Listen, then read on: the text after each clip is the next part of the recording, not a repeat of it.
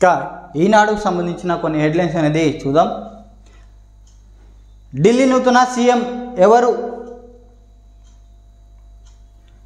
LG సక్సేనాతోనూ Kejriwal భేటీ నేడు. ఢిల్లీ ముఖ్యమంత్రి పదవి రాజీనామా సమర్పించే అవకాశం. ఆమ్ ఆద్మీ పార్టీ జాతీయ కన్వీనర్ అరవింద్ కేజ్రీవాల్ ఢిల్లీ ముఖ్యమంత్రి పదవికి మంగళవారం రాజీనామా చేయనున్నారు. ఈ మేరకు లెఫ్టినెంట్ గవర్నర్ వికే సక్సేనాను కలిసేందుకు ఆయన అపాయింట్మెంట్ కోరారు. మంగళవారం సాయంత్రం 4:30 కేటాయించినట్లు కేజ్రీవాల్ రాజ్భవన్ వర్గాలు వెల్లడించారు. మరోవైపు కేజ్రీవాల్ తర్వాత ఢిల్లీ ముఖ్యమంత్రిగా పదవి ఎవరిని ఎన్నుకోవాలో సమయంలో సంప్రదింపులు ప్రారంభమయ్యాయి. పార్టీ అగ్రనేతలపై కేజ్రీవాల్, మనీష్ సిసోడియా సోమవారం సాయంత్రం భేటీ అయ్యారు అన్నట్టు ఒక హెడ్లైన్స్ అనేది చూస్తున్నాం. ఇక అడ్డగోలుగా మాట్లాడితే సహించం. దేశం కోసం ప్రాణత్యాగం చేసిన చరిత్ర రాజీవ్ గాంధీది. కుటుంబం అంతా పదవులు పంచుకున్న మీరు విమర్శించేదా? రాజీవ్ విగ్రహావిష్కరణలో భారత్పై నిప్పులు చెరిగిన సీఎం రేవంత్ రెడ్డి 10 ఏళ్ల తెలంగాణ తల్లి విగ్రహం ఎందుకు ప్రతిష్ఠించలేదని ప్రశ్న. ఇక కాలేయ మూట మళ్ళీ గ్రామాల మీదకు వస్తుందంటూ ధ్వజం.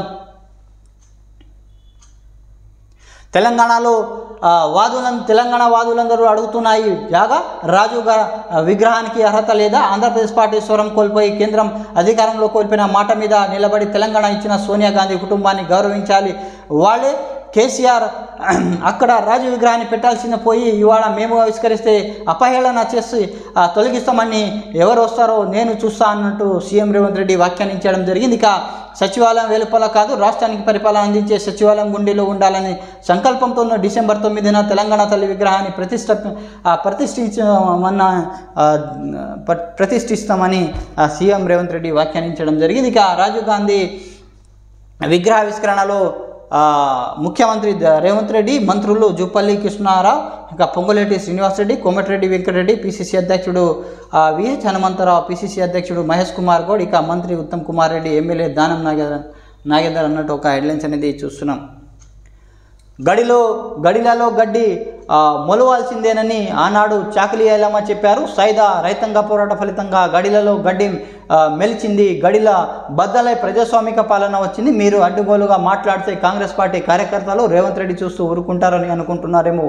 ఇవాళ రాజీవ్ గాంధీ విగ్రహం సాక్ష్యంగా చెప్తున్న మీ ఫామ్ హౌస్లో జిల్లేడు మొలవాల్సిందే. ఇప్పటి వరకు కాంగ్రెస్ కార్యకర్తలు ఎవరు విశ్రమించబోరు అని బారాస అధినేత కేసీఆర్పై ముఖ్యమంత్రి రేవంత్ రెడ్డి ధ్వజమెత్తారు. సచివాలయం ఎదురుగా ఏర్పాటు చేసిన దివంగత మాజీ ప్రధాని రాజీవ్ గాంధీ కాశ్య విగ్రహాన్ని రేవంత్ రెడ్డి సోమవారం ఆవిష్కరించారు. అనంతరం ఆయన ఏర్పాటు చేసిన కార్యక్రమంలో ప్రసంగించారు అన్నట్టు ఒక హెడ్లైన్స్ అనేది చూస్తున్నాం.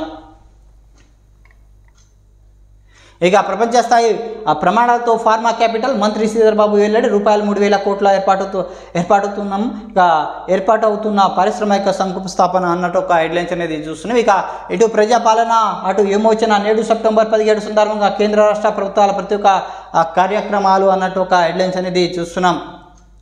నేడు తెలంగాణ తల్లి విగ్రహాలు క్షీరాభిషేకాలు, భారత శ్రేణులు కేటీఆర్ పిలుపు. ఇక సచివాలయం ఎదుట రాజీవ్ విగ్రహ ఏర్పాటుపై ఆగ్రహం అన్నట్టు ఒక హెడ్లైన్స్ అనేది చూస్తున్నాం.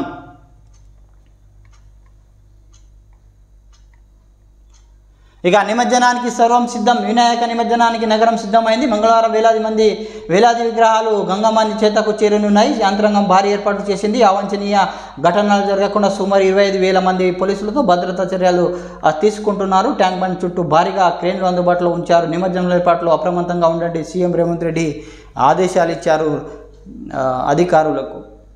ఇక వందే భారత్ కేంద్ర మంత్రి స్వాగతం. వినాయక నవరాత్రుల సందర్భంగా తెలుగు రాష్ట్రాల్లో కేంద్ర ప్రభుత్వం 2 వందే భారత్ రైళ్లను సోమవారం ప్రవేశపెట్టింది. ఇందులో భాగంగా నాగ్పూర్ నుంచి 11:55 సికింద్రాబాద్ వచ్చిన రైలును గవర్నర్ జిష్ణుదేవ్ వర్మ, కేంద్ర మంత్రి జి కిషన్ రెడ్డి, మంత్రి కోమటిరెడ్డి వెంకటరెడ్డి, దక్షిణ మధ్య రైల్వే జీఎం అరుణ్ కుమార్ జైన్ స్వాగతం పలికారు. తెలంగాణలో 174 రైల్వే స్టేషన్లు దశల వారీగా అభివృద్ధి చేయనున్నారు. ఇక సికింద్రాబాద్, నాంపల్లి రైల్వే స్టేషన్లో 1,120 కోట్లతో అభివృద్ధి చేస్తామని కేంద్ర మంత్రి కిషన్ రెడ్డి తెలిపారు. ఇక ఐఐటీలోని పెరిగిన అమ్మాయిల శాతం 17,695 సీట్లు, వారీగా 3,495. ఖరగ్పూర్ ఐఐటీలో అత్యధిక 365 మంది చేరిక, జేఈ అడ్వాన్స్కు 2024 నివేదిక వెల్లడి అన్నట్టు ఒక హెడ్లైన్స్ అనేది చూస్తున్నాం. ఇక దేశాన్ని విభజించే కుట్ర, సమైక్యత సమగ్రతలపై విషయ ప్రచారమే విదేశాలకు లక్ష్యం. 21వ శతాబ్దంలో ప్రపంచ దేశాల గమ్యస్థానం భారతదేశంలో పౌర విప్లవం సువర్ణాధ్యాయం. ఇక అంతర్జాతీయ పునరుద్వాకత ఇంధన వనరులు పెట్టుబడులను సదస్సులో ప్రధాని మోదీ ప్రసంగించడం జరిగింది. ఇక 2035 కల్లా 40,000 మెగావాట్లు హరిత ఇంధన ఉత్పత్తి లక్ష్యం. రాష్ట్రంలో గ్రీన్ పవర్ ప్రాజెక్టుల ప్రోత్సవానికి సమగ్ర ఇంధనం అభివృద్ధి విధానం. ఇక గాంధీనగర్ సదస్సులో ఉప ముఖ్యమంత్రి బట్టి విక్రమార్క వెల్లడి అన్నట్టు ఒక హెడ్లైన్స్ అనేది చూస్తున్నాం. ఇది ఈనాడుకు సంబంధించిన కొన్ని వార్తలు అనేది మనం చూసినాం. Please subscribe, like, comment and share my channel. Thanks for watching RM News.